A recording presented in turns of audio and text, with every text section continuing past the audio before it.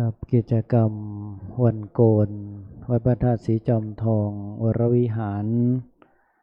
วันเสาร์ที่30เดือนสิงหาคมพุทธศักราช2568ในวันนี้ตรงกับวันขึ้น7ค่ำเดือน10ตามปกติธรรมเนียมประเพณีปฏิบัติของสำนักปฏิบัติธรรมวัดพระธาตุศรีจอมทองวรวิหารในทุกวันโกนจะมีการไหว้พระสวดมนต์สาธยายคุณพระพุทธพระธรรมพระสงฆ์สาธยายคุณพระเถระพระเดชพระคุณหลวงปู่พระพรหมมงคลและคณะสามเณรคณะอุบาสกอุบาสิกาจะได้สมาทานศีลตามลำดับหลังจากเสร็จการสมาทานศีลรับศีลเป็นที่เรียบร้อยก็จะเป็นลำดับของการรับฟังพระธรรมเทศนาและจะได้ปฏิบัติบูชาตามธรรมเนียมประเพณีปฏิบัติที่พระเดชพระคุณหลวงปู่พระพรหมมงคลได้วางเอาไว้ครับบัดนี้ทุกภาคส่วนน่าจะพร้อมแล้วก็จะได้ขอกราบรัตนาพระเดชพระคุณท่านเจ้าคุณพระอมรเวทีผู้ช่วยเจ้าวาดพระลำหลวงได้เมตตาน้อมกดสวิตช์ไฟเครื่องนมัสการบูชาพระรัตนตรัยเบื้องหน้าโต๊ะหมู่บูชาขอน้อมกราบรัตนาด้วยความเคารพนะครับครับอาราธนาพระสงฆ์สามเณรเจริญพรอุบาสกอุบาสิกาสาธุชนทุกคนทุกท่านได้สำรวมกายวาจาน้อมประคองอัญชลี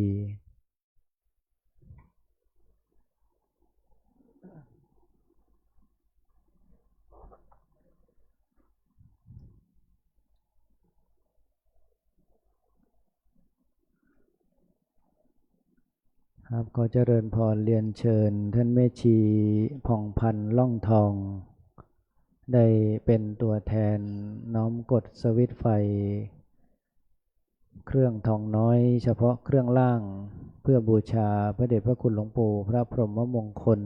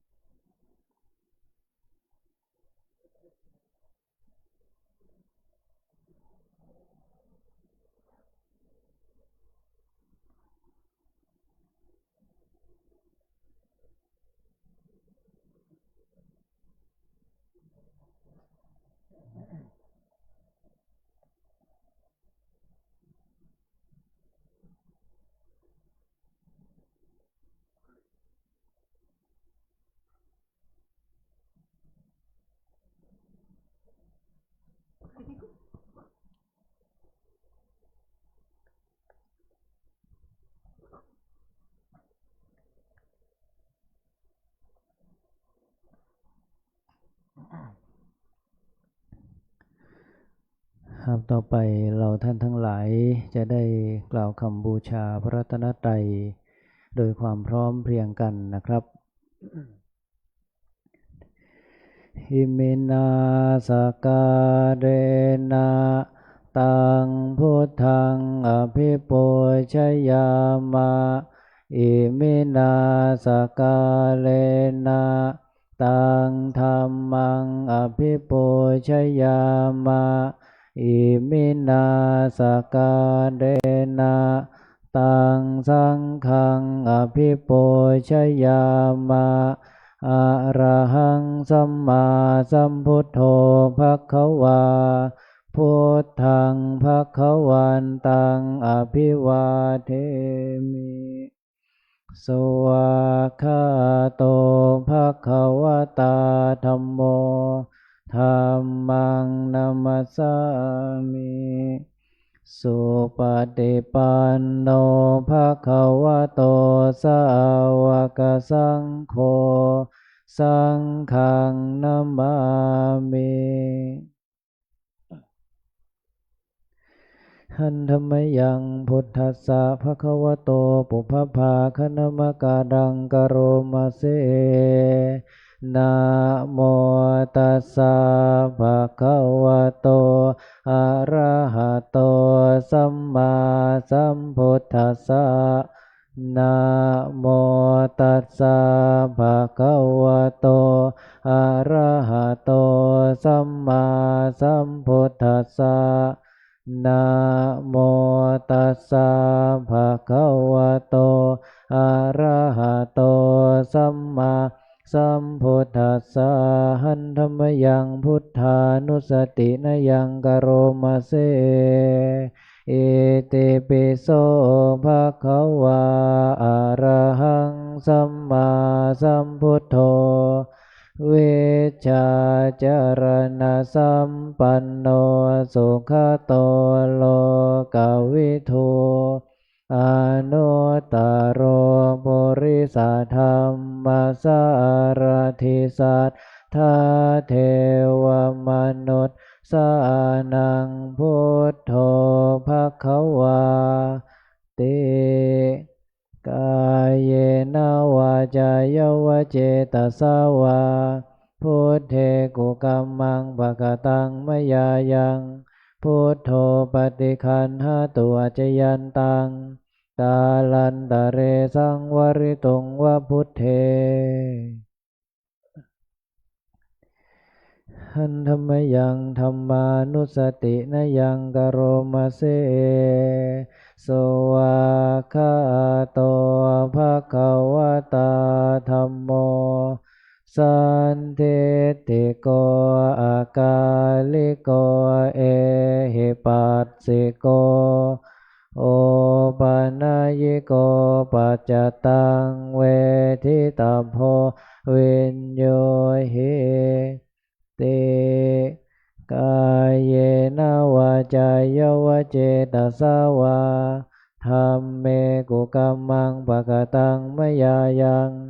ธัมโมปฏิคันหาตัวจยันตังกาลันตะเรสังวริตุงวะธัมเม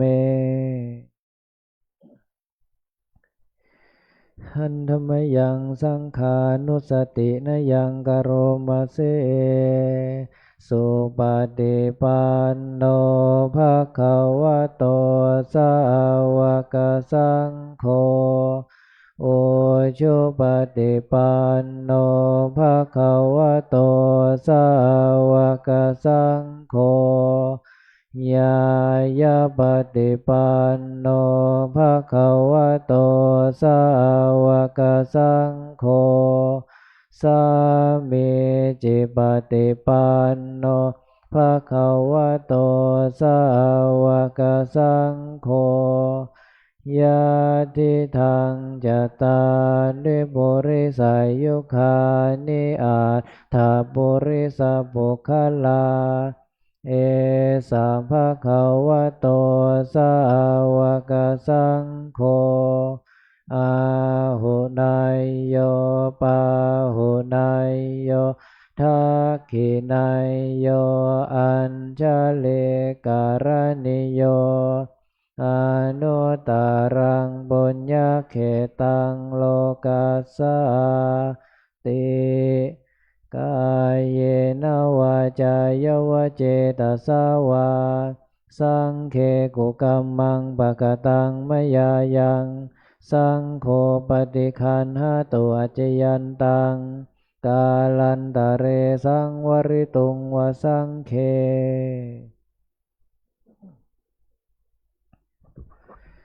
หันธรรมยังสิริมังคลมหาเทราภิทุติคาทายโยพนามเสสิริธาตามหาเทโรหิริโกสิริมังคะโลมังคะโลปายะเมทาวิมังคะโลปายะเทสโกคารุธานิยาปาโมโคสิสานุสิสานายโกโลกานุกรรม ปิเมตายะสัตติปัฏฐานาทารโกสัตติมาปะมาโตจาตังนามัสสามิสัพพัทธาติสิริมังคละสมณวิสุทธวงศ์โสภาสง่าองค์ทรงสิริมิวางวายสำรวมยืนเดินนั่งผู้พร้อมพรั่งด้วยละอายปัญญาขจรขจายชี้อุบายอันมงคลควรแก่ฐานะครูนำสิทธิรู้ทุกหมู่ชนชาวโลกต่างได้ยนต์สงเคราะห์ชนด้วยเมตตาผู้ทรงสติปัฏฐานตลอดกาลทุกเวลาทรงนามสติมาไม่ประมาทองค์อาจงามข้าขอนมัสการประดิษฐานในทุกยามเถระผู้ทรงนามว่าสิริมังคะโล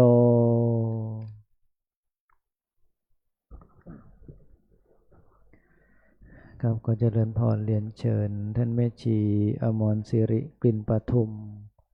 ได้เป็นตัวแทนอุบาสกอุบาสิกาทั้งนั้นได้น้อมกดสวิตช์ไฟเทียนส่องธรรมที่ธรรมาสน์เพื่อจะได้อาราธนาองค์แสดงพระธรรมเทศนาขึ้นสู่ธรรมาสน์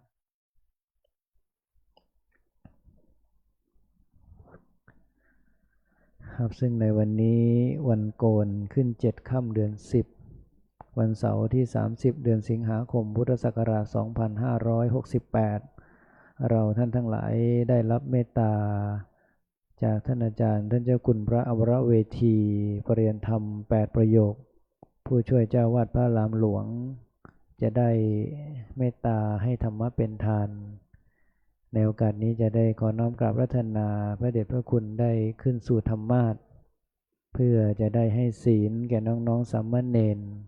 และคณะอุบาสกอุบาสิกาสาธุชนทุกคนทุกท่านและจะได้แสดงพระธรรมเทศนาไปตามลำดับสืบต่อไปขอน้อมกราบรัตนาด้วยความเคารพครับ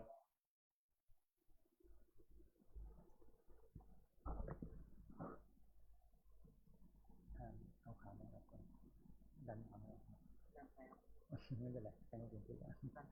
ไม่เป็นไรพอแล้วแค่ขึ้นแล้ว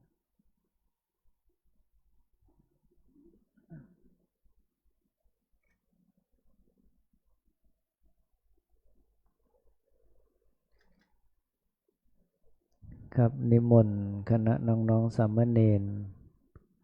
ได้นั่งอย่างเบื้องหน้าธรรมาสน์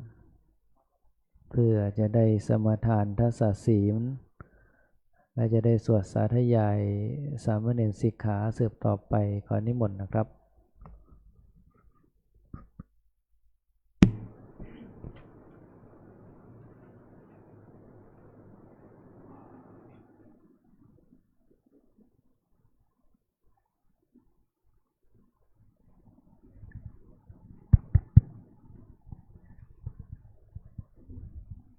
นิมนต์สามเณรทุกรูปกับพระอาจารย์พร้อมกันนะครับกราบ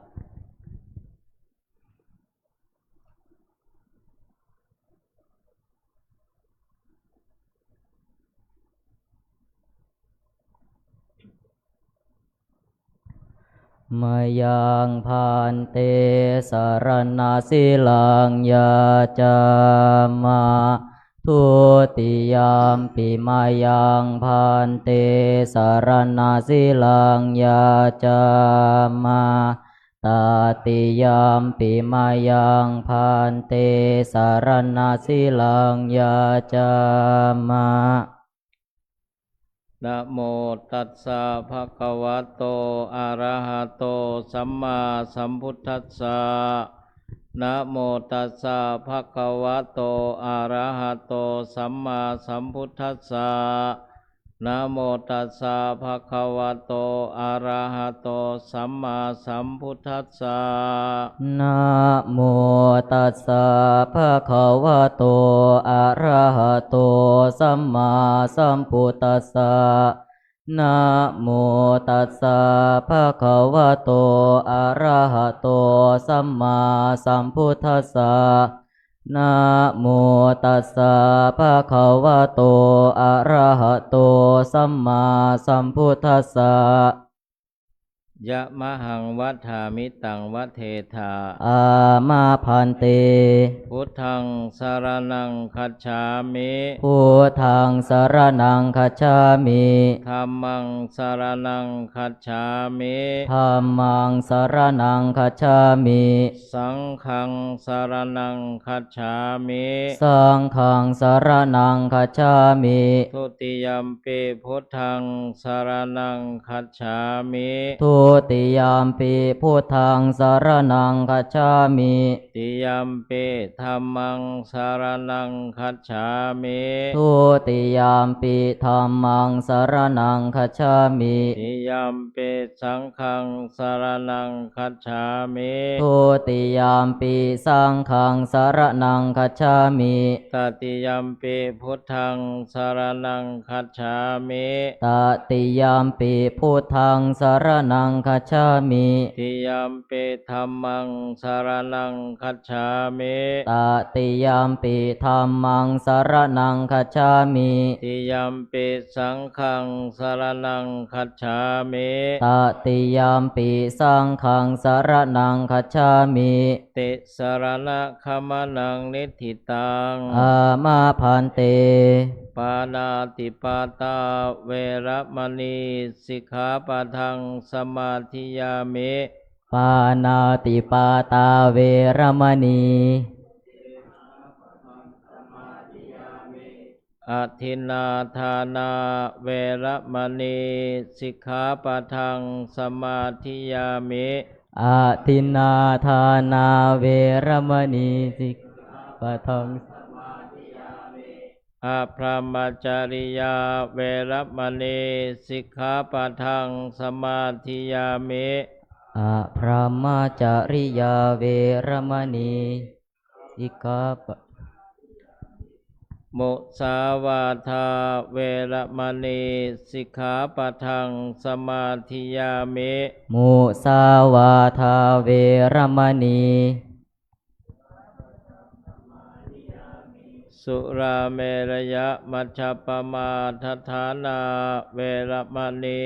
สิกขาปะทังสมาธิยามิสุราเมรยมัชฌปมาทฐานาเวรมณีวิกาลโภชนาเวระมณีวิกาลโภชนาเวรมณีนัจจคีตวาทิตะวิสุกทัสสนาเวระมณีนาจาคีตวาทิตาวิสุกทัสสนาเวรมณีมาลาคันทะวิเลปนะธารณะมันดนะวิภูสนัฏฐานาเวรมณีมาลาคันทาวิเลปนาธารณามันดานาวิภูสนัฏฐานาเวรมณีอุจจาสยนะมหาสยนะเวรมณีอุจจาสยนามหาสยนาเวรมณีชาตรูปราชตะปฏิกานาเวรมณีชาตรูปราชตาปฏิฆาหนาเวรมณีอิมานิทัสสะสิกขาปทานิสมาธิยามิอิมานิทัสสะสิกขาปทานิสมาธิยามิอิมานิทัสสะสิกขาปทานิสมานิอิมานิทัสสะสิกขาปทานิสมาธิยามิ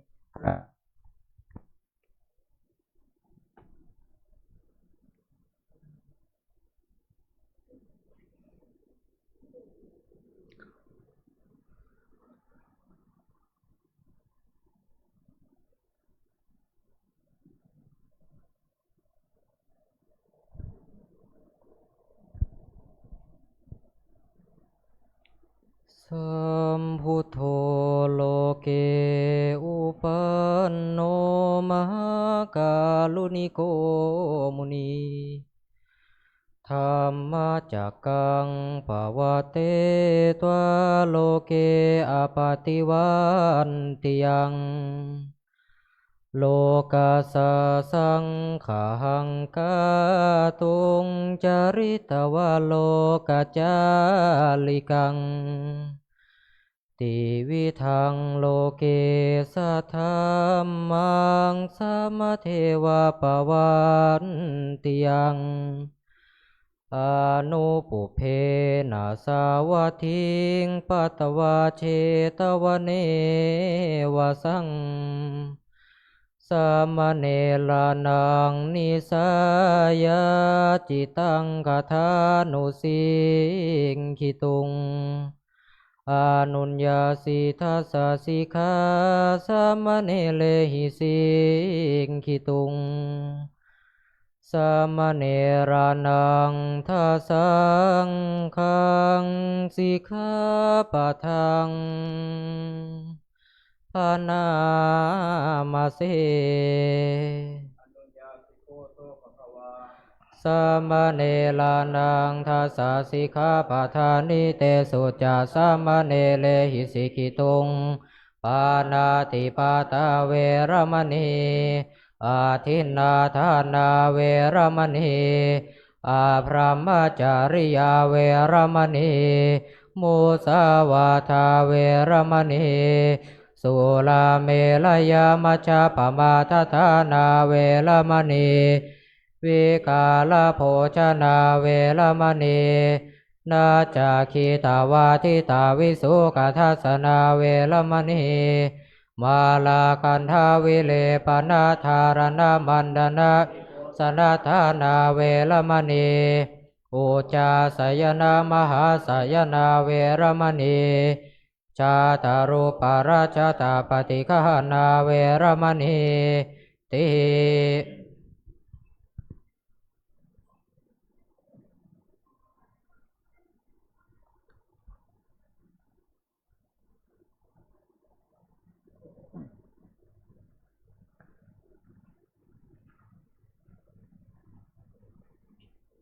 ครับเจริญพรเรียนเชิญท่านแม่ชีบุษราคำมานะกุลได้เป็นตัวแทนอุบาสกอุบาสิกาคณะแม่ชีคณะครูคณะนักเรียนได้น้อมถวายผ่านขอศีลในพระเดชพระคุณที่ธรรมาสน์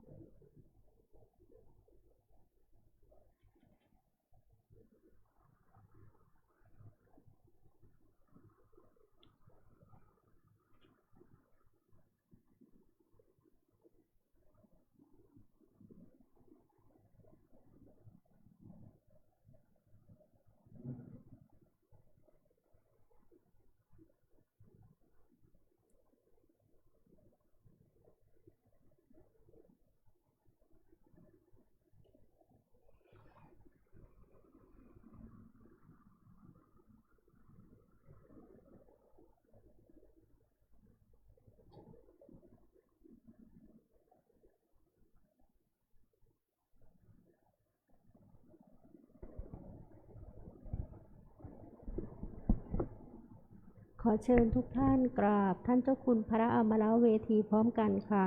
กราบกราบกราบ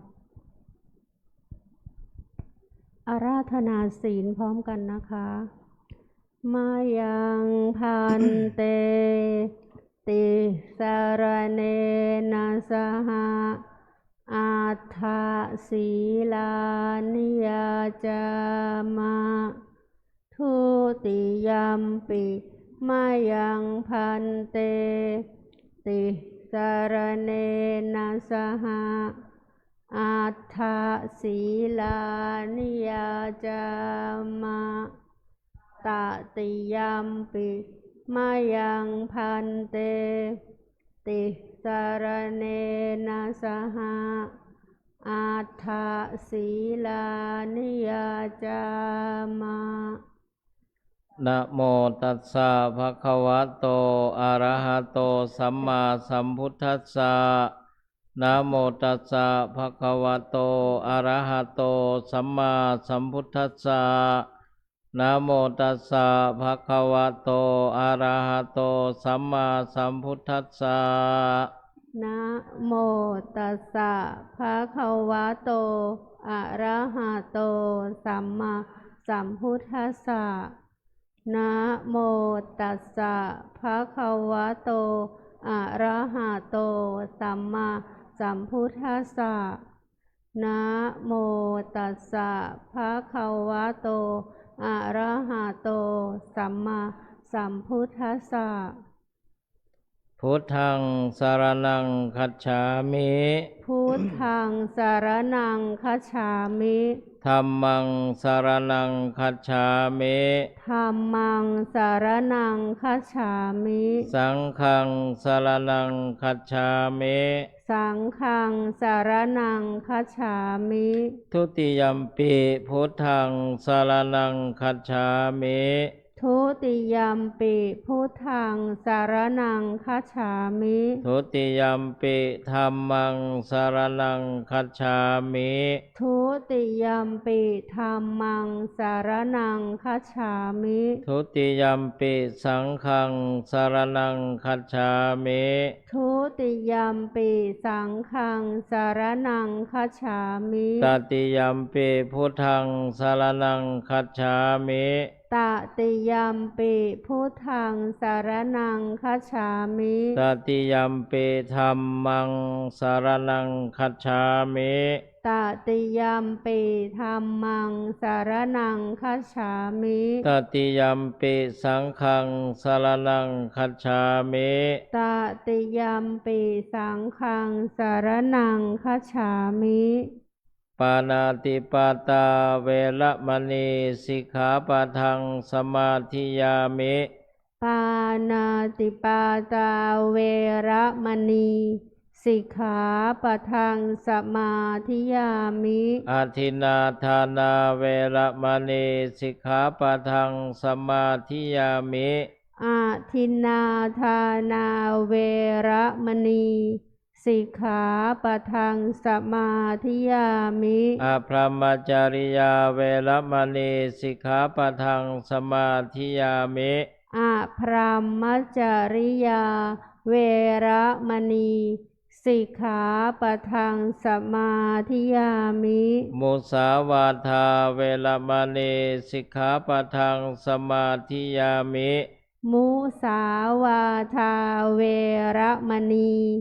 สิกขาปะทังสมาธิยามิสุราเมรยมัชฌัปปมาทฐานาเวระมณีสิกขาปะทังสมาธิยามิสุราเมรยมัชฌัปปมาทฐานา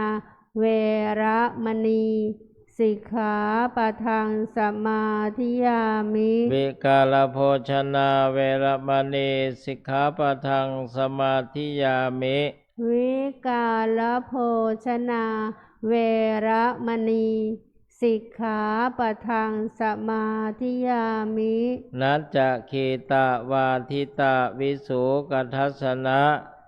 มาลากันทะวิเลปนะธารณะมันดนะวิภูสนัฏฐานาเวระมณีสิกขาปะทังสมาธิยามินัจจคีตวาทิตาวิสุกัทธัสสนะมาลาคันทะวิเลปนะ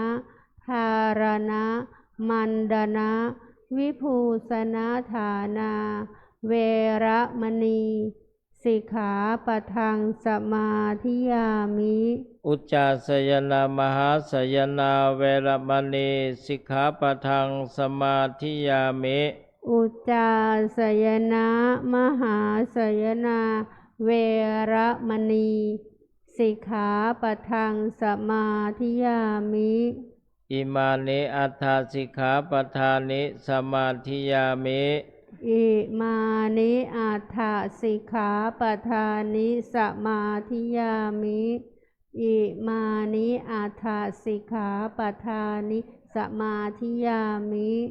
อิมานิอัฏฐสิกขาปทานิสมาธิยามิอิมานิอัตถสิกขาปทานิสีเลนะสุขติยันติสีเลนะโภคสัมปทาสีเลนะนิพุติยันติตัสสมาสิลังวิโสทะเยสาธุสาธุสาธุกราบค่ะกราบกราบครับเจริญพรเรียนเชิญท่านแม่ชีสวนีในน้อมกดสวิตช์ไฟเครื่องทองน้อยเครื่องบนเพื่อประเดชพระคุณหลวงปู่พระพรหมมงคลบูชาธรรมให้หลังจากนั้นคณะอุบาสกอุบาสิกาจะได้ร่วมกันกล่าวคำอาราธนาธรรมสืบต่อไปนะครับ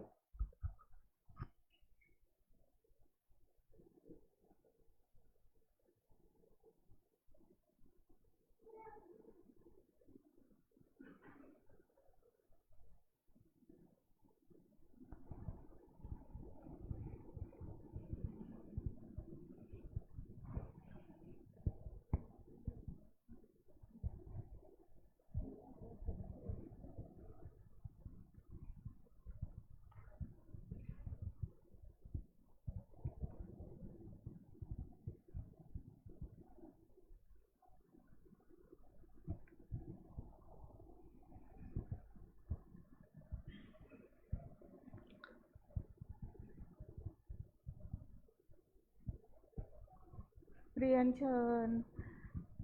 อุบาสกอุบาสิกาทุกท่านแม่ชีกล่าวอาราธนาธรรมพร้อมกันค่ะรัมมาจโลกาทิปติสหัมปติกาตัญชลีอนาทิวรังอายาจถาสันติทัสสัตตาอัปราชักขชาติกาเทเสหิธัมมังอนุกัมปิมังปัจฉังท้าวสหัมบดีพรหมเป็นบรมในพรหมาทรงฤทธิ์ที่ศักดากว่าบริษัททุกหมู่พรหมน้อมหัดนามัสการประดิษฐานณที่สมควรแล้วจึงบังคมชุลีบาทพระศาสดาขอพรอันประเสริฐวรเลิศมโหฬารปวงสัตว์ในโลกากิเลสน้อยก็ยังมีขอองค์พ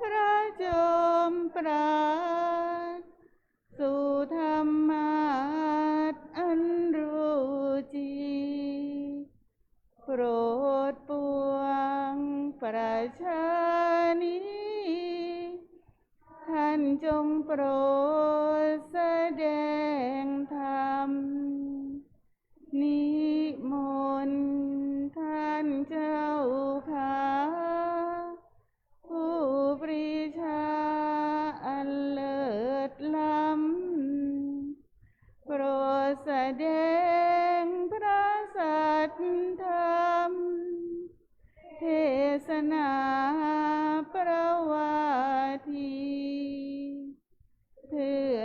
ให้สำเร็จผลแก่ปวงชนบรรดานี้ศพสุขเกษมศรีสมดังเจตนาเทินอาราธนังกโรมัง ขอน้อมกราบอภิวาทวันธนาการสักการะยังพระบรมทักขิณโมลีธาตุพระบรมธาตุเจ้าจอมทองที่เคารพอย่างสูงยิ่งขอน้อมกราบถวายสรีระธาตุขันธ์พระเดชพระคุณหลวงปู่พระพรหมมงคลหลวงปู่ทองสิริมังคละมหาเถระอดีตเจ้าวาดวัดพระธาตุศรีจอมทองวรวิหารและอดีตที่ปรึกษาเจ้าคณะภาค7ที่เคารพอย่างสูงยิ่งขอโอกาสเพื่อนสาธมิกพระภิกษุสามเณรญาติโยมทุกท่านลำดับจากนี้จะแสดงพระธรรมเทศนาในวันโกนในวันนี้สืบไปนะโมตัสสะภะคะวะโตอะระหะโตสัมมาสัมพุทธัสสะนะโมตัสสะภะคะวะโตอะระหะโตสัมมาสัมพุทธัสสะนะโมตัสสะภะคะวะโตอะระหะโตสัมมาสัมพุทธัสสะเอกายโนอายังภิกขเวมัคโคสัตตานังวิสุทธิยาโสกะปริเทวานังสมติกัมมายะทุกขาโทมนัสสานังอัฏฐังคัมมายะยายัสสะอธิคัมมายะนิพพานัสสะสัจจิกิริยายะยะทิทังจัตตารโอสติปัฏฐานาติณวาระโอกาสบัดนี้จะรับประทานแสดงพระธรรมเทศนาในเอกายนมัคคถาว่าด้วยทางเป็นที่ไปอันเอกซึ่งเป็นการแสดงพระธรรมเทศนาในวันโกนในวันนี้จะใช้เวลาในการแสดงพระธรรมเทศนาพอสมควรแก่เวลาขอราธนามือลงญาติโยมบาศกบาสิกาแม่ชีโยคีทุกท่านนั่งตามสบายวันโกนวันนี้รู้สึกว่าจะค่อนข้างที่จะคลึกครื้นเป็นพิเศษด้วยเหตุว่ามีคณะคุณครูแล้วก็นักเรียนมัธยมอำเภอจอมทองโรงเรียนมัธยมจอมทองอำเภอจอมทองนี้มาร่วมปฏิบัติวิปัสสนากรรมฐานอันเป็นกิจกรรมในคราวครั้งนี้ด้วยนั้นโดยปกตินั้นก็จะมีภิกษุสามเณรส่วนหนึ่งแล้วก็บาสิกาแม่ชีโยคีส่วนหนึ่งเป็นปกติวันโกนวันนี้รู้สึกว่าจะเรียกว่าหนาตาก็ได้หรืออุ่นหนาฝาข้างนั้นปกติวันโกนนั้นพระเดชพระคุณหลวงปู่พิ ระพรหมมงคลหลวงปู่ทองสิริมังคลมหาเถระจะเปิดโอกาสให้พระสามเณรได้มาสมาทานศีลสิกขาบทหรือศีล10 ประการแล้วให้อุบาสกอุบาสิกาแม่ชีโยคีผู้ปฏิบัติธรรมได้สมาทานศีล8 อัฏฐศีลด้วยในคราวทุกวันโกนนะวัดพระธาตุสีจอมทองนี้จึงถือเอาธรรมเนียมจารีตที่หลวงปู่ได้วางไว้สืบสานและต่อยอด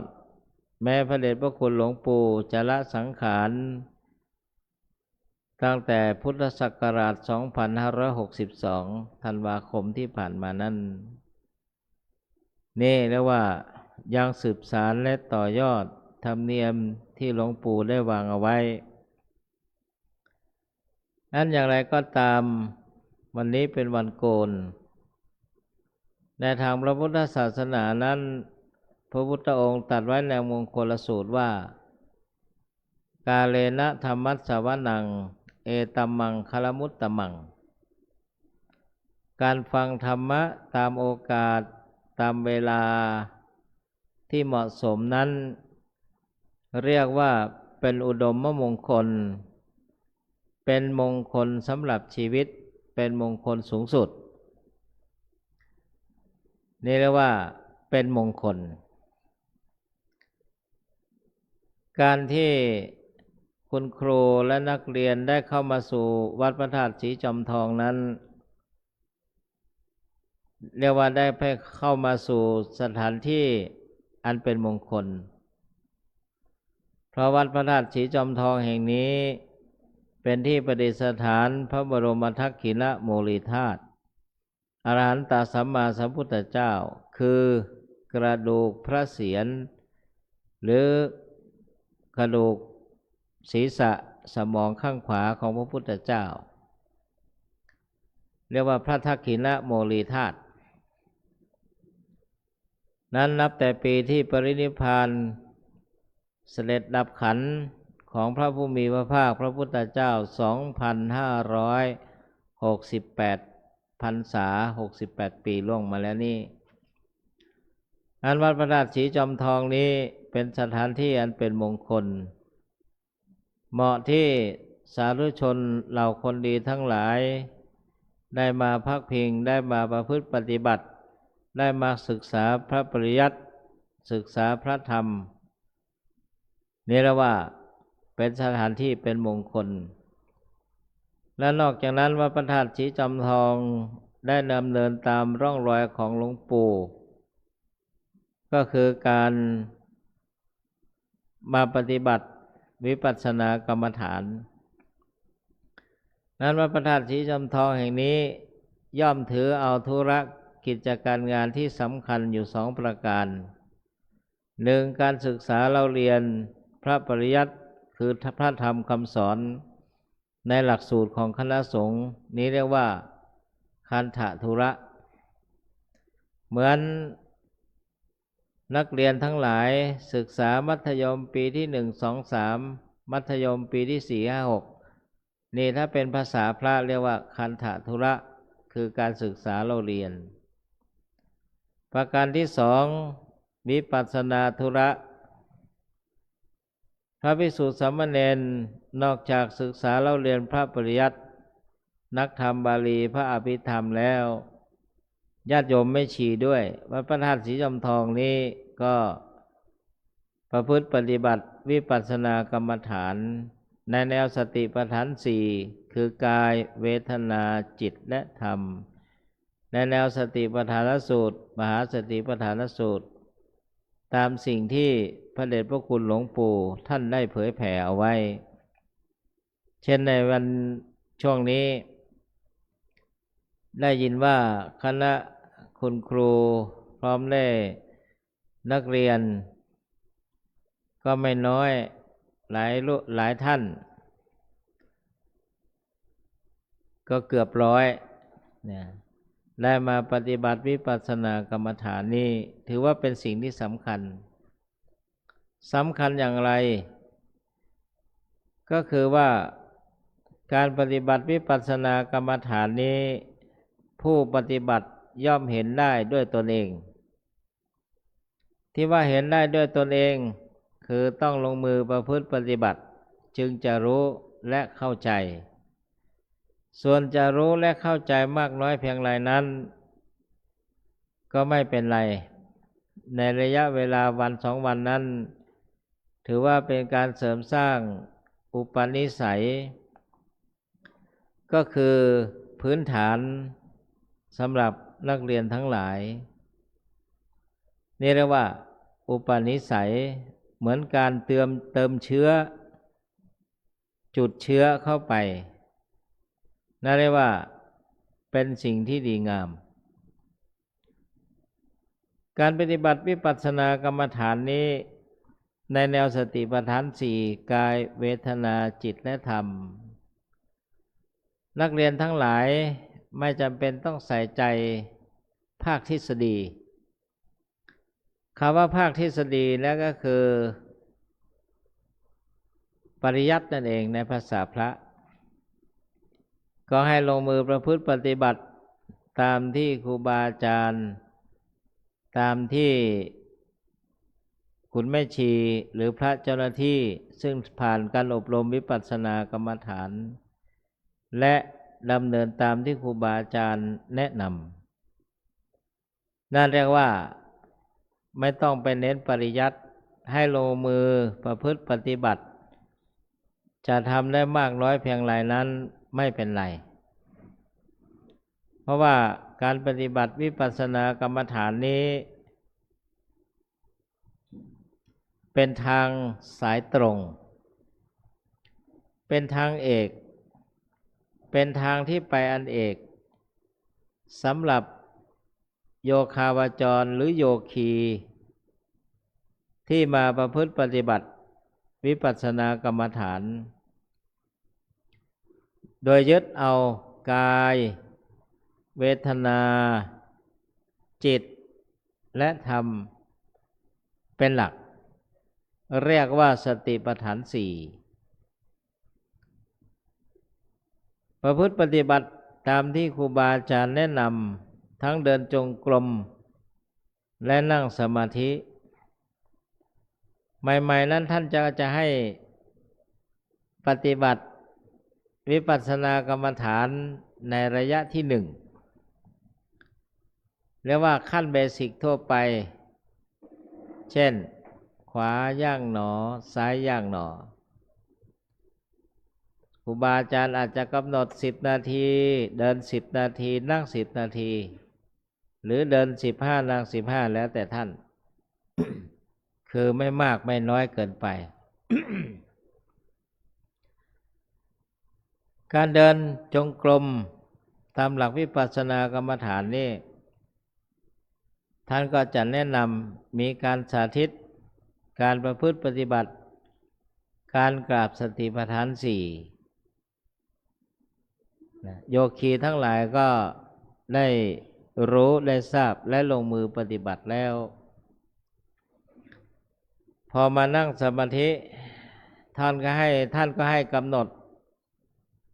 โดยปกติมือขวาทับมือซ้ายตั้งกายตรงดำรงสติมั่นมีสติมีสัมปชัญญะมีความรู้ตัวทั่วพร้อมเมื่อเป็นอย่างนั้นแล้วก็กำหนดพองลมกองลมคือที่หน้าท้องเหนือสะดือเล็กน้อยพอหายใจเข้ากำหนดว่าพองหนอตามสภาวะที่เกิดขึ้นพอหายใจออกท้องมันยุบก็กำหนดว่ายุบหนอยุบหนอเนี่ยหายใจเข้าก็พองหนอหายใจออกก็ยุบหนอเห็นสภาวะในลักษณะนั้นนี่เรียกว่า เป็นการลงมือประพฤติปฏิบัติเพราะนั้นโยคีโยคาวจรทั้งหลายเมื่อมาประพฤติปฏิบัติวิปัสสนากรรมฐานแล้วไม่ต้องใส่ใจภาคทฤษฎีมาก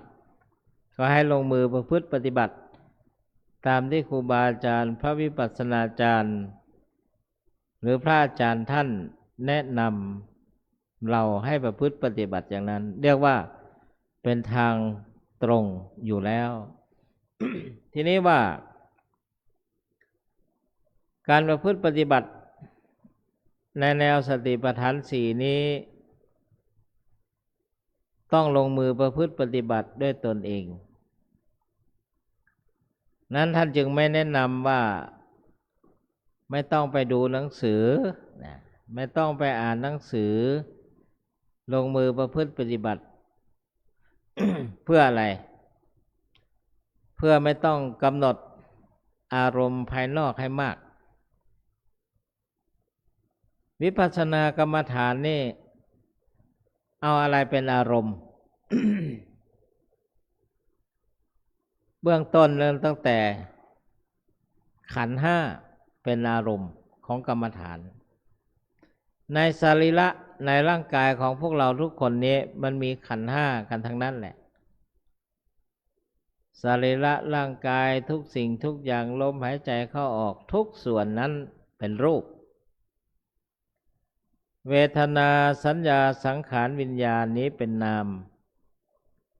เป็นส่วนที่เป็นนาม จะเรียกว่ากายกับจิตก็ได้หรือกายกับใจก็ได้ในส่วนที่เป็นรูปนั้นยกไว้เพราะมันเป็นความชัดเจนชัดแจ้งในส่วนหนึ่งแต่ว่าเมื่อมาประพฤติปฏิบัติแล้วมาทำความเข้าใจว่าเวทนาเนี่ยมันคืออะไรในภาษาไทยนี้มันเป็นภาษาสมมุติบางทีใช้คำว่าหน้าเวทนาสงสารเนี่ยคำว่าหน้าเวทนาสงสารตัวเนี้ยก็เป็นภาษาไทยคือความเอ็นดูความกรุณาเนี่ยแต่เวทนาในขันธ์ห้านี้เรียกว่าภาษาพระว่าการเสวยอารมณ์หรือความรู้สึกถ้าเรารู้สึกสบายเนี่ยก็เรียกว่าสุขเวทนาคือมันสบายเหมือนนักปฏิบัติทั้งหลายกำลังนั่งเก้าอี้เนี่ยถ้ารู้สึกสบายเนี่ยเรียกว่าสุขเวทนาเสวยอารมณ์ที่เป็นสุขเวลานั้นมันไม่ทุกข์ไม่เฉยทุกขเวทนาพอนั่งไปขยับอิริยาบถไปทุกขเวทนาความปวดความเมื่อยความล้ามันปรากฏโดยปกติคนเรานั้นไม่ค่อยกำหนดคือเวลาทำภารกิจหน้าที่กิจการงานทั่วไปคนทั้งหลายไม่ค่อยกำหนดเพราะมันเป็นเรื่องปกติสุขบ้างทุกข์บ้างก็อย่างนั้นเรียกว่าทุกขเวทนาโยคีทั้งหลายไม่สามารถที่จะนั่งอย่างนั้นได้นานๆหรือตลอดเวลาเพราะอะไรเพราะจะต้องปรับเปลี่ยนอิริยาบถเพราะนั้นตัวอิริยาบถนั่นแหละมันเป็นตัวปิดบังทุกขังเอาไว้ปกติเราไม่ค่อยได้กำหนด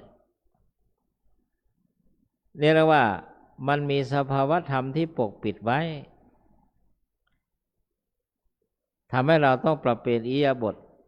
คือเวลามันทุกข์ขึ้นมาหรือบางทีนั้นมันเฉย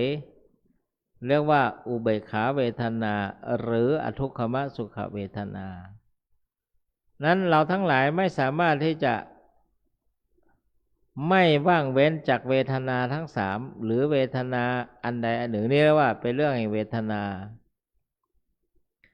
สุขเวทนาคนไม่รู้สึกมากนักเพราะเวลาคนเรามันมีความสุขนั้นในวิถีชีวิตของคนทั่วไปเนี่ยคนที่มีความสุขหรือมีความทุกข์นี่นะนอกจากเกิดขึ้นกับตนเองแล้ว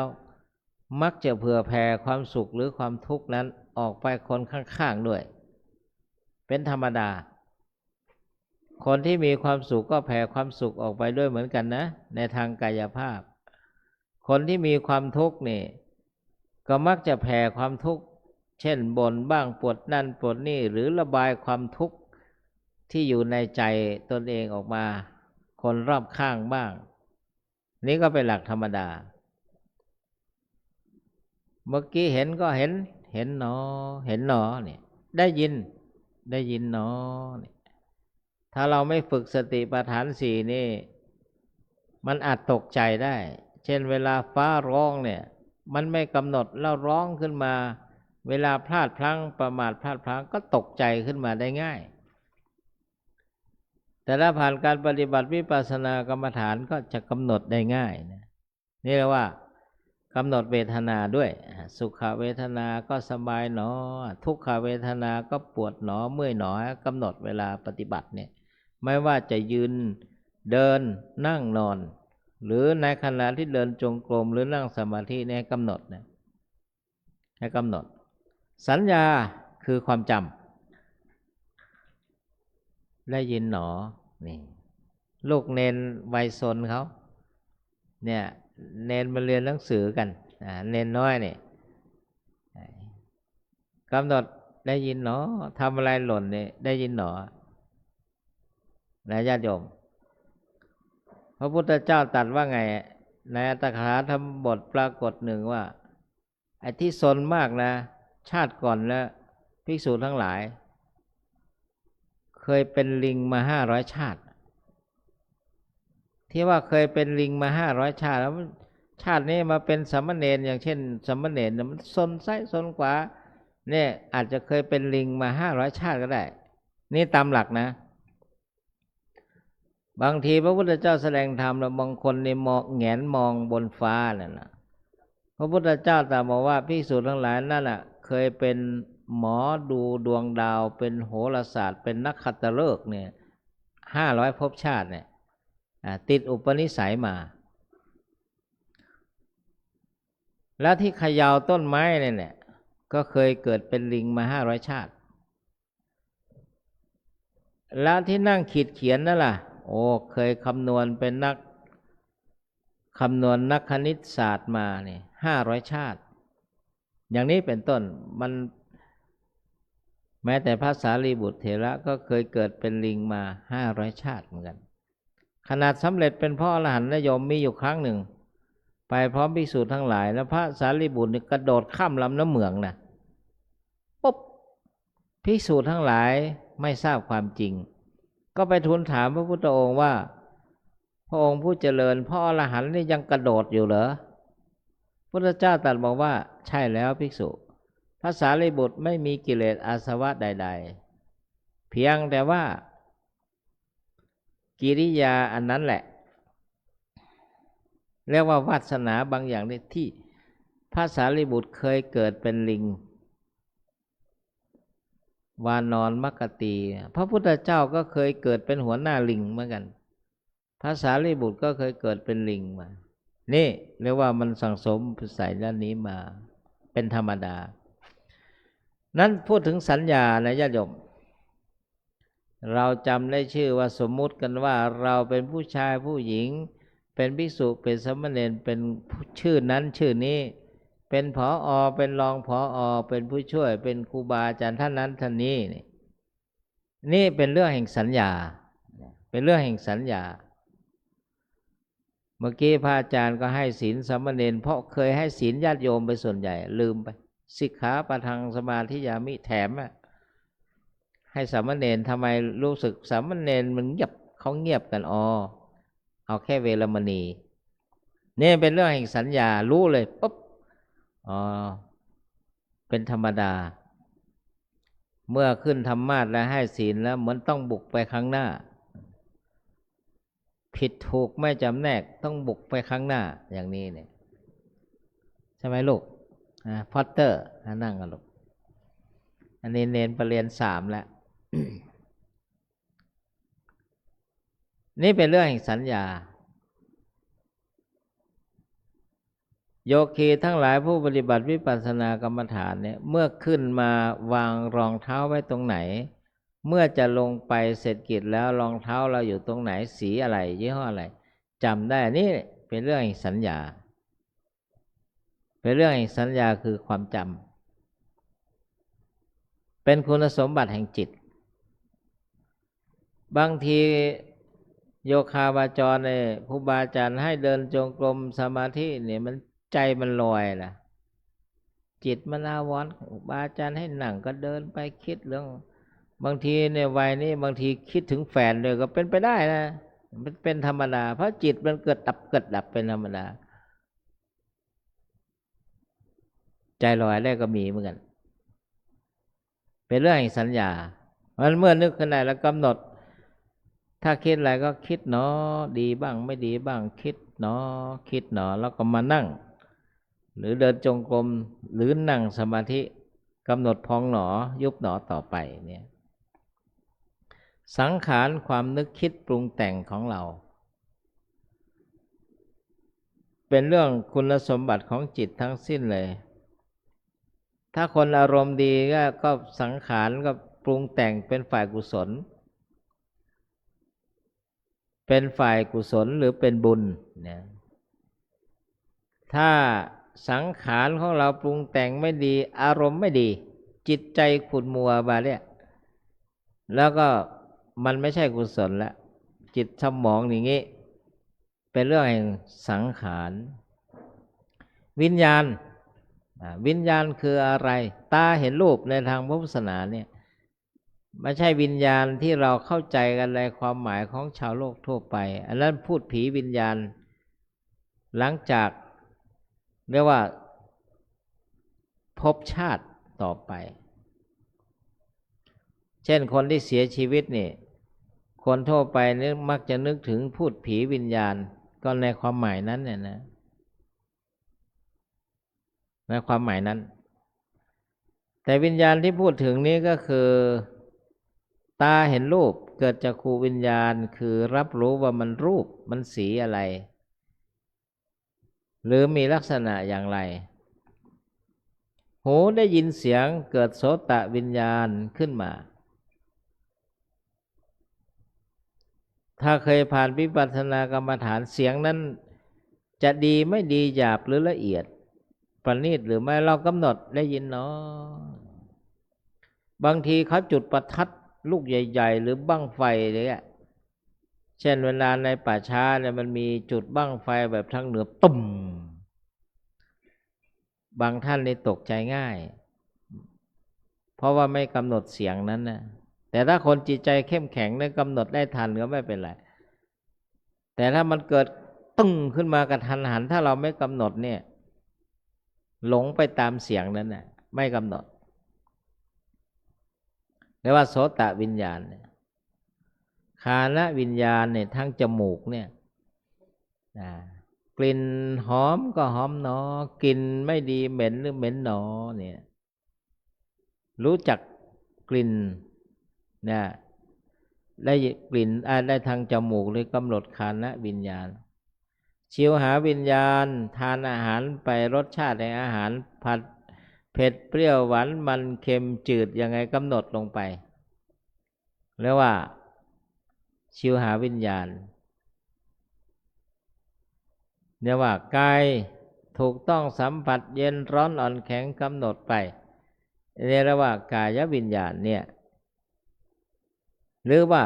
เรียกว่าความรับรู้ทางการสัมผัส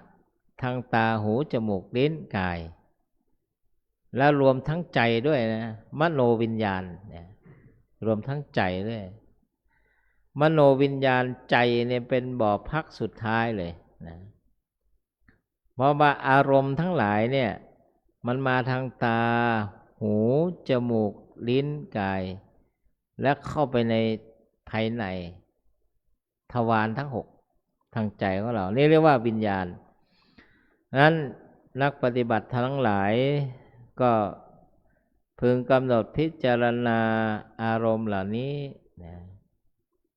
เรียกว่าการประพฤติปฏิบัติวิปัสสนากรรมฐานจะมีประโยชน์ทั้งกับตนเองในระยะตอนนี้ในระยะยาวด้วย ผู้ใดปฏิบัติวิปัสสนากรรมฐานเนี่ยมันก็ทำให้กำหนดรู้ได้ไวสัญญาได้ดีสัญญาก็หลงลืมอะไรไปก็จะทำให้จำแม่นขึ้นมาอย่างนี้นะทีนี้พระพุทธองค์ตรัสบอกว่าสัตตานังวิสุทธิยาการปฏิบัติวิปัสสนากรรมฐานเนี่ยเพื่อความหมดจดแห่งสัตว์ทั้งหลายคือสัตว์ทั้งหลายเนี่ยรวมทั้งมนุษย์เนี่ยนะญาติโยมท่านทั้งหลายพระพุทธเจ้าเลยตรัสหมายถึงมนุษย์เนี่ยแหละอิเมสัตตาสัตว์ทั้งหลายเหล่านี้มนุษย์เป็นสัตว์ประเภทหนึ่งสัตตานังวิสุทธิยาเพื่อความหมดจดแห่งสัตว์ทั้งหลายเพราะฉะนั้นธรรมชาติของจิตของคนเราเป็นธรรมชาติประภัสสรคือมันใสมันสดใสเหมือนเสื้อผ้าอาภรณ์ที่เราใส่อย่างเงี้ยเหมือนชุดของคุณแม่ทั้งหลายชุดขาวนานไปใส่ไปมันเป็นสิ่งปฏิกูลขึ้นมาเพราะมันเศร้าหมองทีหลังจิตของคนเราก็เหมือนกันเดิมทีก็จิตประภัสสรใสสวยงามแต่มันเศร้าหมองเพราะกิเลสที่มันจรเข้ามาทางตาหูจมูกลิ้นกายอย่างนี้เป็นต้นเนื้อสัตว์ทั้งหลายจะถึงความหมดจดความสะอาดเหมือนเป็นการซักเสื้อผ้าอาภรณ์นั่นแหละการปฏิบัติวิปัสสนากรรมฐานก็ชำระจิตใจของเราเนี่ยแหละก็คือเหมือนการซักเสื้อผ้าอาภรณ์เครื่องซักผ้าวิวัฒนาการไปนี่มันก็เหมือนอย่างนี้เหมือนกันเป็นการทำความสะอาดภายนอกและภายในทุกโสกะปริเทวานังอัตถอาสมติกมายะเพื่อก้าวล่วงความเศร้าโศกความล่ำไรต่างๆถ้าใครก็ตามมาปฏิบัติวิปัสสนากรรมฐานเนี่ยความทุกข์ความโศกที่มันอยู่ในจิตใจของเราเนี่ยมันจะลดปริมาณลงทำไมจึงลดปริมาณลงโดยสภาวะธรรมนั้นเป็นอัตโนมัติมันจะซึมซาบแล้วก็มันจะลดปริมาณลงเช่นคนที่เคยยึดมั่นถือมั่นมากเกินไปคร่ำครวญอะไรต่างๆเหล่านี้พอปฏิบัติวิปัสสนากรรมฐานความโศกความอะไรมันจะลดปริมาณลง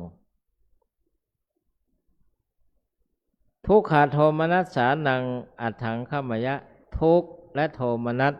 มันจะตั้งอยู่ยากทุกข์คืออะไรเนี่ยมันมีความทุกข์กายทุกข์ใจในที่นี้ทุกขาโทมนัสสานังทุกข์คือความทุกข์ใจโทมนัสความเดือดเนื้อร้อนใจที่มันเป็นความคับแค้นใจของเราพอเราปฏิบัติวิปัสสนากรรมฐานกำหนดรู้สึกเนาะรู้สึกหนอไปมันก็ลดลงแล้วเพราะเรารู้เท่าทันเพราะเรารู้เท่าทันมันก็ลดปริมาณลงไปเพราะการรู้เท่าทันนี้ทุกขโทมนัสสานังอัตถังขมยะถ้าใครมาปฏิบัติวิปัสสนากรรมฐานนี่กำหนดรู้เท่าทันได้ดีความทุกข์ความโศกอะไรต่างๆเลยลดปริมาณลงมาเพราะท่านให้กำหนดรูปนามที่กล่าวมานั่นแหละนะญายัสสะอธิคัมมายะเพื่อรู้ธรรมอันยิ่งสิ่งที่ไม่รู้ก็จะรู้สิ่งที่รู้มันก็จะรู้ยิ่งรู้มากขึ้นไปค่อยๆสืบทราบค่อยประพฤติปฏิบัติไปอย่างนี้ญายัสสะอธิคัมมายะนิพพานัสสะชัจจิกิริยายะจนกระทั่งรู้แจ้งเห็นจริงตามสภาวะที่เป็นจริงว่าโอ้สังขารของคนเราที่เราหลงยึดถือยึดมั่นถือมั่นแท้ที่จริงแล้วมันมีความทุกข์โดยสภาวะที่พระพุทธเจ้าได้ตรัสไว้ชัดเจนในทางพุทธศาสนาเนี่ยเป็นเพียงแต่นามรูปหรือรูปกับนามที่แยกส่วนมาเมื่อกี้นั่นแหละมีแค่นั้นไอ้ที่เราสมมุติกันนุ่นเป็นนั่นเป็นนี่เป็นพระสงฆ์สามเณรแม่ชีเป็นผอ.รองผอ.นายร้อยนายพลนายพันมันเป็นเรื่องสมมุติทั้งนั้นแม้แต่ชื่อเสียงแรงนามของเราชื่อและโคตรต่างๆเป็นเพียงสมมุติเท่านั้นแ ท้ที่จริงแล้วมันเป็นเพียงรูปนามแค่นั้นเอง สมมุติเท่านั้นนะที่ให้รู้กันว่าเป็นเพียงสมมุติเท่านั้นแหละเนี่ยว่าต่อไปก็ถือว่าทำนิพพานให้แจ้งในระดับหนึ่งจนกระทั่งไม่มีเชื้อต่อไปก็เป็นสภาวะที่เข้าสู่พระนิพพานหมดภพชาติไปยะทิทังจตารโอสติปัฏฐานานี้คืออะไรก็คือสติปัฏฐานสี่กายเวทนาจิตและธรรมสี่อันนี้กายเวทนาจิตและธรรมกายก็คือพิจารณาเห็นกายของเรานี่แหละหรือกองลมเนี่ยพองหนอยุบหนอไปทุกส่วนนั่นแหละ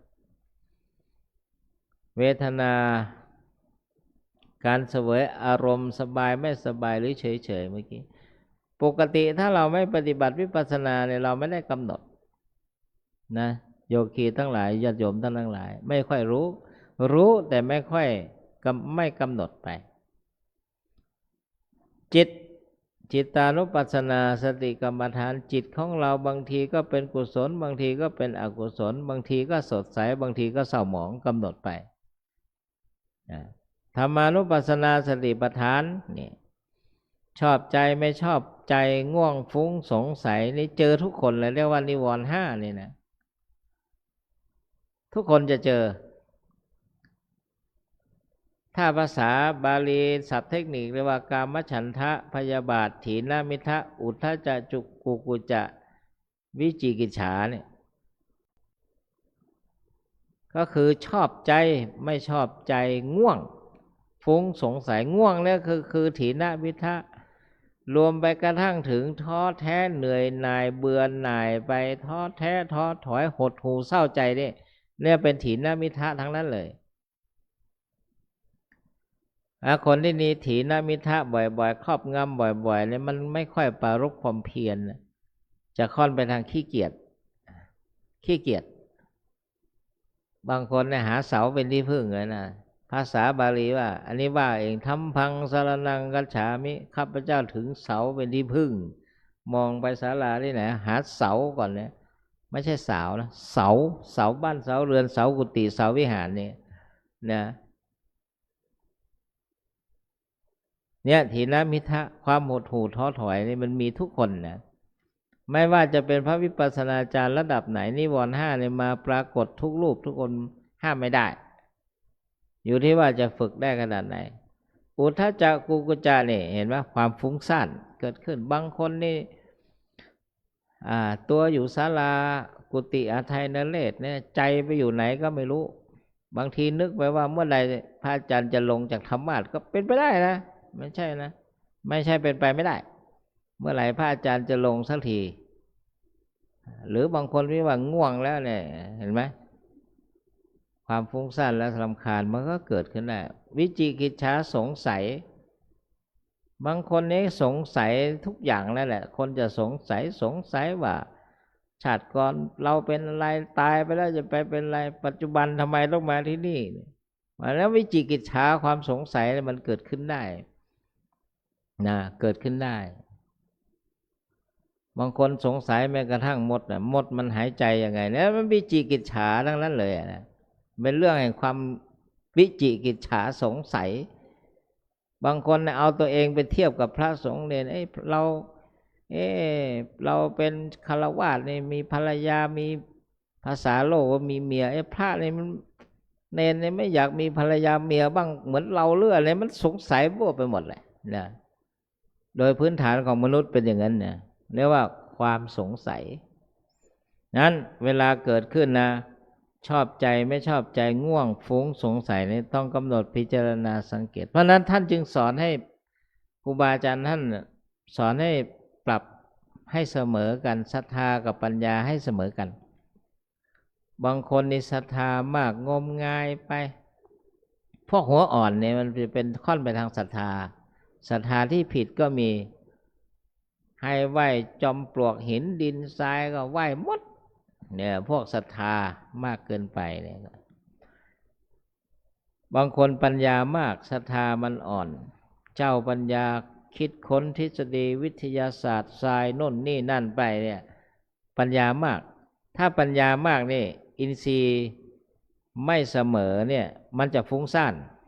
เพราะว่าเจ้าปัญญาศรัทธากับปัญญาต้องเสมอกันวิริยะกับสมาธิก็ต้องเสมอกันถ้าวิริยะคือปรารภความเพียรมากอันนี้มันก็จะฟุ้งซ่านอยู่เหมือนกันวิริยะมากปรารภความเพียรมากทำเกินลิมิตไปสมาธิมากนี่อยู่ที่ไหนก็นั่งหลับสมาธิมากไม่เอาอะไรพวกสมาธิมากเพราะคนหลับง่ายเลยเป็นคนที่มีสมาธิมากแต่มันมีความขี้เกียจอยู่ในนั้นด้วยนะคนที่มีสมาธิมากเลยมันจะค่อนไปทางขี้เกียจครูบาอาจารย์ให้เดินก็เดินไปงั้นเวลาให้นั่งนั่งข้าพเจ้ากำหนดบ้างไม่กำหนดบ้างจะหลับแล้วมันก็เป็นไปได้นะแต่ว่าสติยิ่งมากยิ่งดีสติปัฏฐานสี่ยิ่งมากยิ่งดีศรัทธากับปัญญาให้เสมอกันวิริยะกับสมาธิให้เสมอกันสตินั้นดีทุกสิ่งทุกอย่างนะนั้นดูเวลาแล้วเมื่อกี้2 ทุ่มครึ่ง3 ทุ่มครึ่งไม่ถึงชั่วโมงดีก็น่าจะพอสมควรแล้วเพราะว่าพายุคาจิกิไปแล้วปังอุ๋งอะไรก็โดนหนักเนี่ยอุตุมันโฆษณาแล้วพายุหนองฟ้านี่เริ่มมาแล้วเมื่อกี้น่ะใช่หรือเปล่าไม่รู้มันสมมุตินะก็อุตุเนี่ยก็พยากรณ์แม่นเนี่ยรู้สึกว่าอุตุเนี่ยเขาพยากรณ์เป็นวิทยาศาสตร์จะแม่นกว่าพวกให้หวยนะให้หวยเนี่ยมันเอาแน่เพราะมันพยากรณ์มั่วอยู่ให้0 ถึง 9ยังไงมันก็เข้าบ้างแต่พยากรณ์อุตุนี่เขารู้ว่าเป็นพายุดีเพรสชั่นพายุอะไรที่ไหนแล้วมันจะขึ้นที่ไหนขึ้นเวียดนามตอนเหนือตอนกลางแล้วมันจะมาถึงภาคอีสานหรือภาคเหนือเมื่อไหร่ยังไงโดยประมาณนั้นมักจะเป็นอย่างนั้นเพราะว่ามันเป็นวิทยาศาสตร์ไม่ใช่หมอดูหมอเดาตามสื่อทั้งหลายเนี่ยนะพวกนั้นมันไม่เป็นวิทยาศาสตร์เหมือนที่ผ่านมานะคำนวณไปอะไรหมอเดาอะไรน่ะที่บอกว่าจะเกิดสงครามกับเขมรอีกวัน2 วันนี้อย่างหนักว่างั้นก็ยังไม่เกิดเนี่ยก็ไม่ถูกเหมือนกันเรียกว่าขมั่วกันไปนะยังไงก็ฟ้องอาตมาไม่ได้ระบุชื่อใครนะไม่มีผลทางกฎหมายแต่ถ้าไประบุชื่อเขาก็ไม่แน่เหมือนกันดูเวลาแล้วพอสมควรแก่เวลาญาติโยมเวลาเทศเป็นบนธรรมะเนี่ยมันเป็นทางการอย่างหนึ่งแต่ถ้าไปบรรยายพูดอย่างนั้นก็เป็นอีกแนวทางหนึ่งดูเวลาแล้วพอสมควรแก่เวลา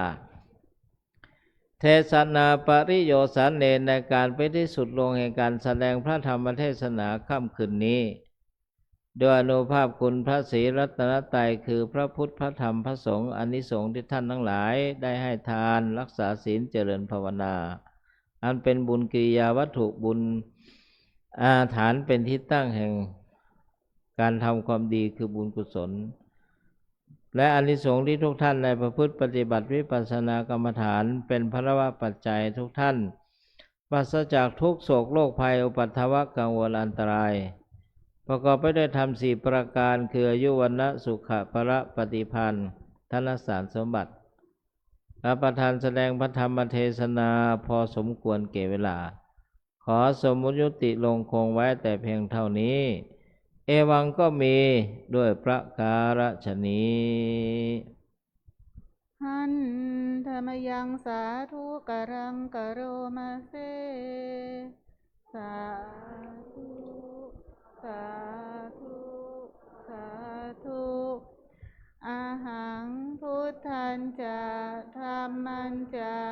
สังฆัญจะสรณังคตาอุปาสิกัตตังเทเสสิภิกขุสังคัสสะสัมมุขาเอตังเมสรณังเขมัง เอตังสารณมุตตมังเอตังสารณะมาคัมมะสัพพะทุกขาปมุจเจเยยะถาพลังเจริญยาหังสัมมาสัมพุทธัสสะสนังทุกขานิสารณเสวะภาคีนิสังอนาคเตกายเยนะวาจายวเจตสาวาพุทเทกุกัมมังปะกตังมยายังพุทโธปฏิคันหาตุอจยันตังกาลันตเรสังวริตุงวพุทเทกายเยนะวาจายวเจตสาวาธัมเมกุกัมมังปะกตังมยายังธัมโมปฏิคันหาตุอจยันตังกาลันตเรสังวริตุงวธัมเมกายเยนะวาจายวเจตสาวาสังเคกุกัมมังปะกตังมยายังสังโฆปฏิคันหาตุอจยันตังกาลันตเรสังวริตุงวสังเคครับเจริญพรเรียนเชิญท่านแม่ชีท่านวรัตน์สิริสายพิรุณได้เป็นตัวแทนอุบาสกอุบาสิกาได้น้อมบูชาธรรมแด่พระเดชพระคุณท่านเจ้าคุณพระมหาเวทีองค์แสดงพระธรรมเทศนานะครับ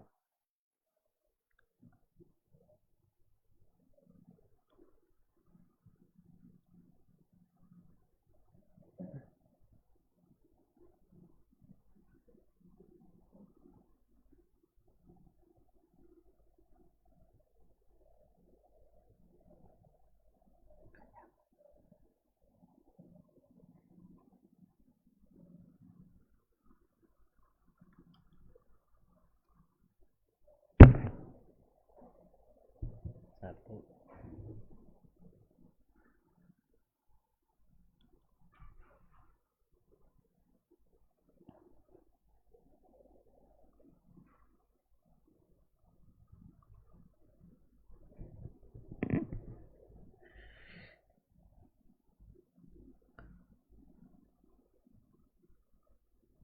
สักครู่ก็จะให้พรตามธรรมเนียมระลึกถึงพระเดชพระคุณหลวงปู่พระพรหมมงคลพร้อมด้วยสัมพันธชนญาติพี่น้องปู่ย่าตายายของเราของญาติโยมทุกท่านด้วย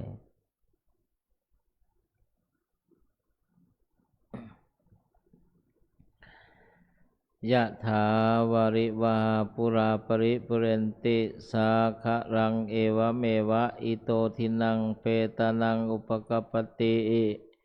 อิจิตังปฏิตังตุมหังคิปะเมวะสมิจจตุสัพเพปุเรนตุสังกปาจันโทปนะละโสยถามณิโชติละโสยถาโสยติธัมโมจายังนิทัสสิโตเปตานะปูชาจักตาอุราลาพลัญจภิกขุนะมนุปทินังตุเมหิปุญญังปสุตังอนาปกันติเตทารทาสุขิตาวิรุณหาพุทธศาสเนอโรคาสุขิตาโหทาสาสเปยาติภิชยสิทธิธนังลาภังสดทีภคยังสุขังพลังสิริอายุจวันโนจะโพคังอุทิจยสวาสตาวสาจาโยจชีวาสิทธิภวันตุเตสัพพิติโยวิวัชชันตุสัพพะโรโควินาสตุมาเตภวัตวันตรายโยสุขีทีคายโกภวะอภิวาทนาสิริสนิจังวุธาปจายโนจัตตารโอธรรมาวัฏันติอายุวันโนสุขังพะลังสาธุสาธุสาธุครับพระธรรมเทศนาเนื่องในวันโกนโดยท่านเจ้าคุณพระอมรเวทีผู้ช่วยเจ้าวาดพระลำหลวงได้เมตตาให้ธรรมะเป็นทานเรากับผมในนามพระภิกษุสามเณรคณะอุบาสกอุบาสิกาสาธุชนทุกคนทุกท่านขอกราบอนุโมทนาขอบคุณพระเดชพระคุณเป็นอย่างสูงที่ได้เมตตาให้ธรรมะเป็นทานในภาคค่ำของคืนวันนี้ ในลำดับต่อไปตามธรรมเนียมประเพณีปฏิบัติที่พระเดชพระคุณหลวงปู่พระพรหมมงคลได้วางเอาไว้หลังจากรับฟังพระธรรมเทศนาเราท่านทั้งหลายจะได้ร่วมกันเจริญจิตตภาวนานั่งสมาธิเป็นระยะเวลาประมาณ10 นาทีร่วมกันนะครับ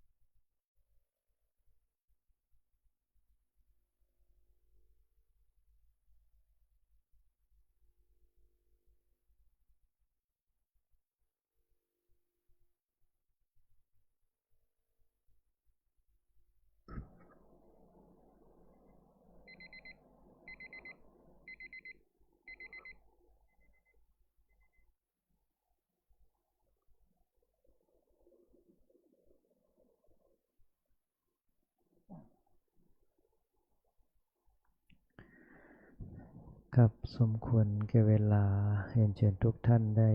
คลายออกจากสมาธิ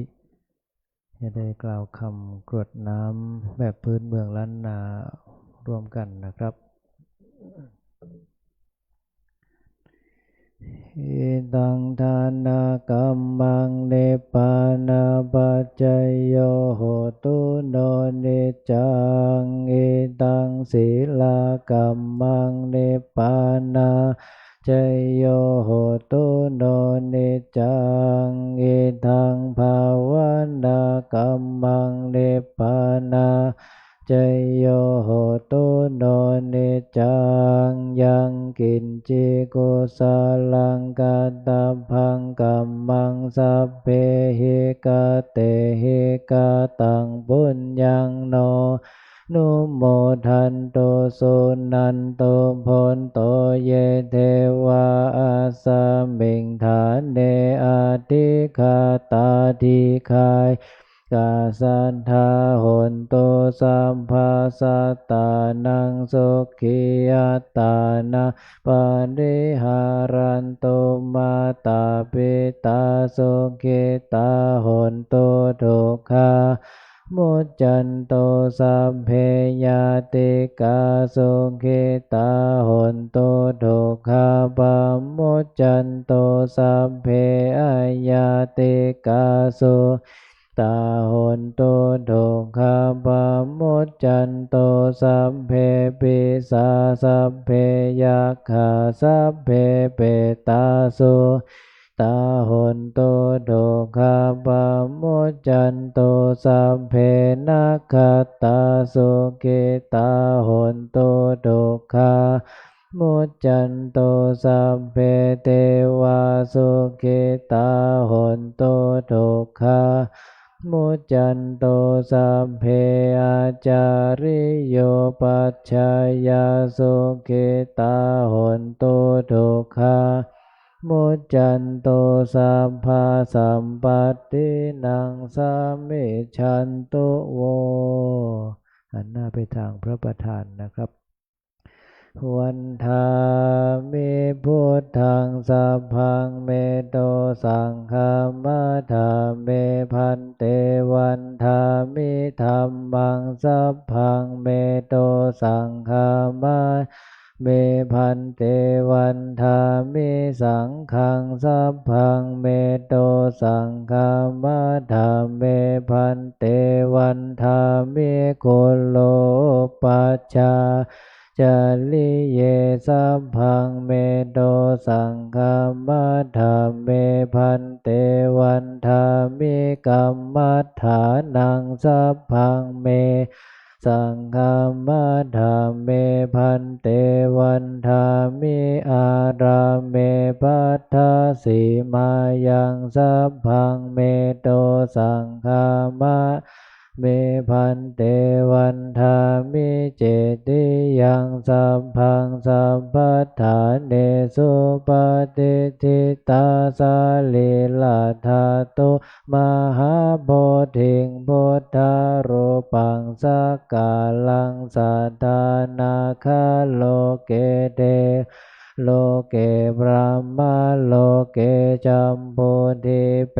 ลังกาทิเปสาลิลาธาตุโยเกสาธาโยอาดาหันตาธาตุโยเจติยังคันทากุติงจตุราสิติสาหาเสธรรมขันเท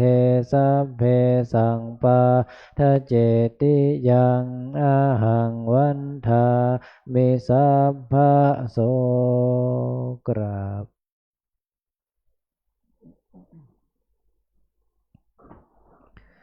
ครับหันหน้าไปทางสรีระสังขารพระเดชพระคุณหลวงปู่พระพรหมมงคลน้อมศีรษะลงเล็กน้อยกล่าวคำวันทาน้อยพร้อมกันนะครับ วันธามิพันเตสัพพังอาปาลาทังคามาธาเมพันเตมยากาตังปุญญังสามินาอนุโมทิตาพังสามินากาตังปุญญังไมหังทาตพังสาธุสาธุอนุโมทามิกราบพันหน้าไปทางพระมหาเถระอันมีท่านเจ้าคุณพระมหาเวทีท่านเจ้าคุณพระศรีศิลปาจารย์จะได้น้อมวันทานน้อยด้วยความพร้อมเพรียงกันนะครับ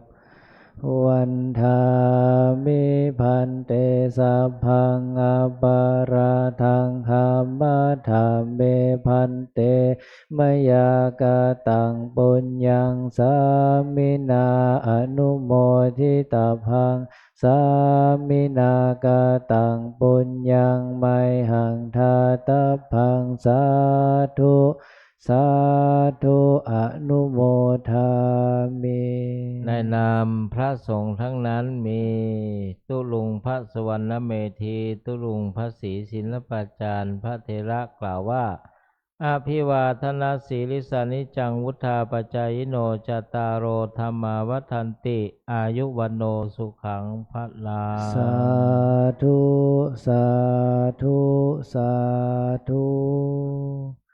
ครับหันหน้าไปทางพระประธานจะได้กล่าวคำบูชาพระรัตนตรัยอีกคำรบหนึ่งนะครับอะระหังสัมมาสัมพุทโธภควาพุทธังภวันตังอภิวาเทมิสวากขาโตภควตาธัมโมธัมมังนัมมัสสามิสุปฏิปันโนภควโตสาวกสังโฆสังฆังนามามิ